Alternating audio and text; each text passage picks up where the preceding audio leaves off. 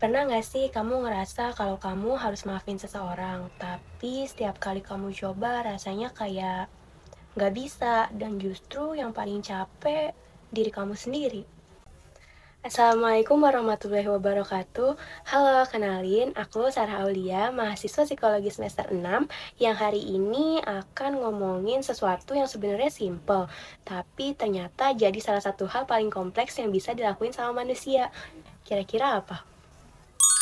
Forgiveness atau memaafkan.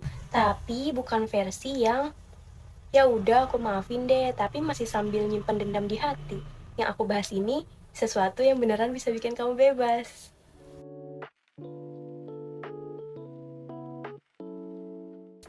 Oke, jadi dalam psikologi positif, khususnya dari penelitian Martin Seligman sama Christopher Peterson, forgiveness itu masuk ke dalam sesuatu yang disebut sebagai 24 karakter strengths. Bayanginnya gini, psikologi positif itu bukan cuma soal gimana cara kamu sembuh dari masalah, tapi lebih ke gimana cara kamu jadi versi terbaik dari diri kamu sendiri.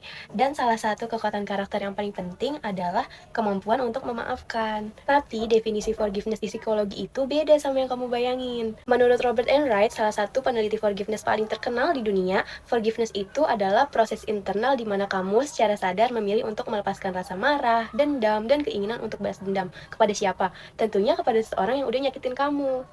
Jadi, yang perlu kamu ingat, forgiveness itu melepaskan, bukan melupakan. Dan ini penting banget, karena forgiveness itu bukan berarti, satu, kamu setuju dengan apa yang mereka lakuin. Dua, kamu harus balik berteman lagi. Dan yang ketiga, kamu harus pura-pura kalau kejadian itu seakan-akan nggak pernah terjadi. Karena forgiveness itu untuk kamu, bukan untuk mereka. Ada 3 hal yang berubah waktu kamu benar-benar maafin seseorang. Yang pertama, cara kamu mikirin mereka, udah gak penuh amarah lagi. Yang kedua, cara kamu ngerasa, udah gak ada tuh rasa nyesek setiap kali kamu ingat kejadian itu. Yang ketiga, cara kamu bertindak, udah gak ada urgensi buat kamu ngeghosting atau nge-tweet segala macam. Dan ketiganya itu berubah, dan ini yang disebut dengan forgiveness yang sesungguhnya.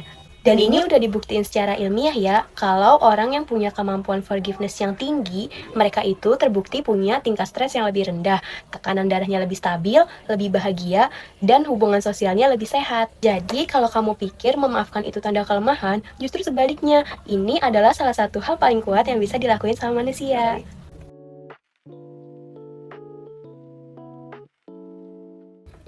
Nah, sekarang kita masuk ke bagian yang paling relatable, karena jujur Gen Z ini lumayan punya hubungan yang complicated sama konsep forgiveness.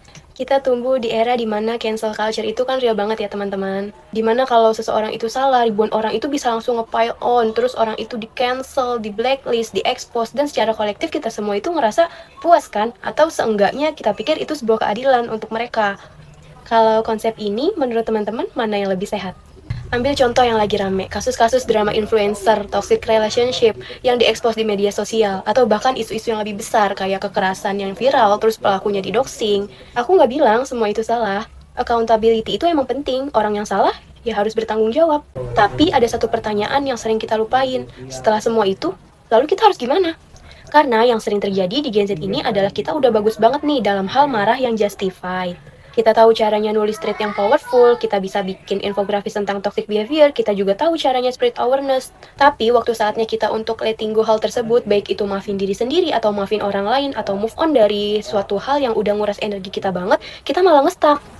Ada fenomena yang namanya rumination ya teman-teman, yaitu kebiasaan di mana kita ini suka mikirin hal yang nyakitin kita secara berulang-ulang. Dan penelitian ini nunjukin kalau Gen Z adalah generasi yang paling rentan sama masalah ini. Partly karena media sosial ini terus-terusan kayak ngasih kita reminder tentang hal-hal yang nyakitin kita. Kamu buka Instagram, lihat story mantan. Kamu scroll TikTok, muncul konten yang ngingetin kamu tentang sahabat yang udah ngehianatin kamu. Atau kamu buka Twitter, ada orang yang mention kamu di drama lama.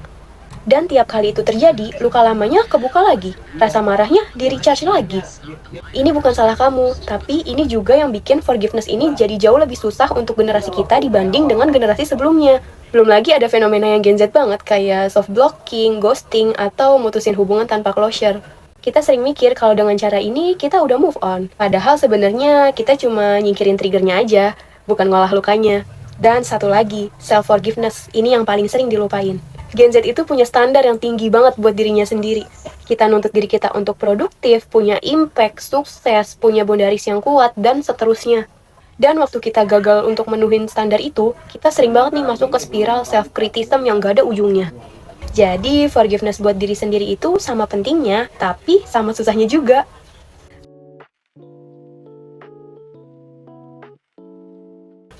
Ada beberapa hal lain tentang forgiveness yang jarang dibahas tapi super penting buat kita sebagai Gen Z. Apa aja itu? Yang pertama, forgive but keep boundaries. Jadi ini merupakan salah satu misconception terbesar. Kamu boleh kok maafin seseorang tapi tetap maintain boundaries yang ketat. Kamu juga boleh maafin mantan kamu dan tetap block dia dari semua platform media sosial kamu. Dan kamu juga boleh kok maafin temen yang udah nyakitin kamu tanpa harus berteman balik sama dia. Karena sejatinya forgiveness itu tentang kondisi internal kamu. Kalau rekonsiliasi itu pilihan yang terpisah dan itu opsional. Yang kedua, ada digital forgiveness. Di era sekarang, move on itu jadi lebih susah karena jejak digital itu ada terus. Dan media sosial itu kadang algoritmanya kayak seakan-akan nggak ngebolehin kita untuk move on kan. Dia terus munculin konten yang relate sama sesuatu hal yang udah kita lupain. Jadi ada beberapa hal praktis yang bisa kamu coba. Yang pertama, ada digital decluttering. Jadi, kamu bisa hapus atau arsip foto, chat, atau konten yang terus-terusan jadi trigger. Tenang aja kok, ini bukan denial, ini namanya boundaries. Yang kedua, ada unfollow, mute, sama restrict. Kamu nggak harus terus terekspos sama orang-orang yang udah nyakitin kamu biar kelihatan lebih dewasa kok. Yang ketiga, berhenti stalking. Aku tahu ini susah, tapi setiap kamu lagi stalking, kamu sama aja kayak lagi ngasih makan luka itu. Kamu juga lagi reopen sesuatu yang lagi coba nutup juga. Yang ketiga, ada forgiveness sebagai bentuk growth. Jadi, dalam psikologi positif ada konsep yang namanya post-traumatic growth, yaitu kemampuan manusia untuk tumbuh justru karena pengalaman yang menyakitkan. Dan forgiveness ini merupakan salah satu pintu masuknya. Orang yang bisa memaafkan, entah itu maafin diri sendiri atau maafin orang lain, itu lebih bisa menemukan makna dari pengalaman buruk mereka. Mereka bisa bilang, aku pernah dikhianatin, dan itu yang bikin aku sekarang jadi lebih selektif dan kenal sama diri aku sendiri. Oke, jadi sebelum aku wrap up, aku mau bilang kalau forgiveness ini bukan satu hal yang bisa kamu lakuin dalam semalam. Dan ini juga bukan tentang jadi orang baik atau kelihatan dewasa di mata orang lain. Waktu kamu memilih untuk memaafkan, kamu itu lagi bilang ke diri kamu sendiri kalau aku nggak mau masa lalu aku terus-terusan ngatur masa depan aku. Dan itu menurut aku adalah salah satu keputusan paling powerful yang bisa kamu buat. Jadi aku mau kamu tahu kalau memaafkan itu bukan berarti kamu lemah. Itu artinya kamu cukup kuat untuk enggak ngebiarin masa lalu ngontrol kamu hari ini. Dan yang paling sering kamu lupa, kamu juga berhak dimaafkan, terutama oleh dirimu sendiri.